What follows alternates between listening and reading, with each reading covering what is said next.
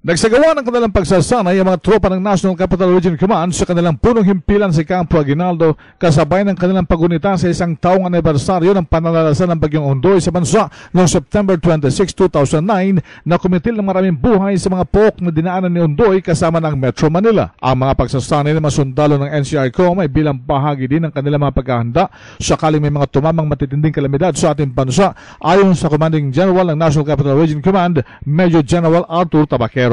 Actually, marami yan talaga because lahat ng major services ay may mga kanya-kanyang DRTUs na ma-assign sa akin just in case na may mga gagaya ng Typhoon Ondoy o mga kahit anong kalamidad.